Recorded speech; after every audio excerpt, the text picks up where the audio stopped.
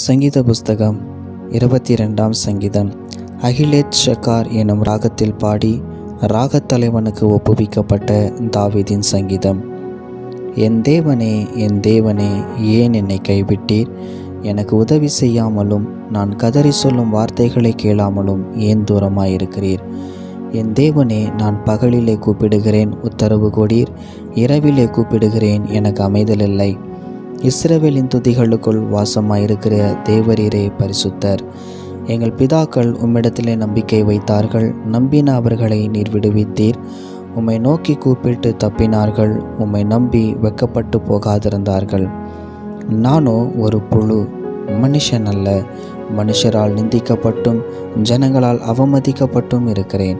என்னை பார்க்கிறவர்கள் எல்லாரும் என்னை பரியாசம் பண்ணி உதட்டை பிதுக்கி தலையை துலுக்கி, கர்த்தர் மேல் நம்பிக்கையாயிருந்தானே, அவர் இவனை விடுவிக்கட்டும். இவன் மேல் பிரியமாயிருக்கிறாரே, இப்பொழுது இவனை மீட்டுவிடட்டும் என்கிறார்கள். நீரே என்னை கர்ப்பத்திலிருந்து எடுத்தவர். என் தாயின் முளைப்பாலை நான் உண்ணுகையில் என்னை உம்முடைய பேரில் நம்பிக்கையாயிருக்க பண்ணினீர். கர்ப்பத்திலிருந்து வெளிப்பட்ட போதே உமது சார்பில் விழுந்தேன். நான் என் தாயின் வயிற்றிலிருந்தது முதல் நீர் என் தேவனாயிருக்கிறீர். என்னை விட்டு தூரமாகாதேயும். ஆபத்து கிட்டியிருக்கிறது, சகாயரும் இல்லை. அநேகம் காளைகள் என்னை சூழ்ந்திருக்கிறது. பாசான் தேசத்து பலத்த எருதுகள் என்னை வளைந்து கொண்டது. பீறி கெர்ச்சிக்கிற சிங்கத்தைப் போல் என் மேல் தங்கள் வாயை திறக்கிறார்கள். தண்ணீரை போல உற்றுண்டேன். என் எலும்புகள் எல்லாம் கட்டுவிட்டது. என் இருதயம் மெழுகு போலாகி என் குடல்களின் நடுவே உருகிற்று. என் பலன் ஓட்டை போல் காய்ந்தது. என் நாவு மேல்வாயோடே ஒட்டி கொண்டது. என்னை மரண துளிலே போடுகிறீர். நாய்கள் என்னை சூழ்ந்திருக்கிறது. பொல்லாதவர்களின் கூட்டம் என்னை வளைந்து கொண்டது. என் கைகளையும் என் கால்களையும் உருவ குத்தினார்கள். என் எலும்புகளை எல்லாம் நான் எண்ணலாம். அவர்கள் என்னை நோக்கி பார்த்து கொண்டிருக்கிறார்கள். என் வஸ்திரங்களை தங்களுக்குள்ளே பங்கிட்டு என் உடையின் பேரில் சீட்டு போடுகிறார்கள். ஆனாலும் கர்த்தாவே, நீர் எனக்கு தூரமாகாதேயும். என் பலனே, எனக்கு சகாயம் பண்ண தீவிரித்து கொள்ளும். என் ஆத்துமாவை பட்டயத்திற்கும் எனக்கு அருமையானதை நாய்களின் துஷ்டத்தனத்திற்கும் தப்புவியும். என்னை சிங்கத்தின் வாயிலிருந்து ரட்சியும். நான் காண்டாமிருகத்தின் கொம்புகளில் இருக்கும்போது எனக்கு செவி கொடுத்தருளினீர்.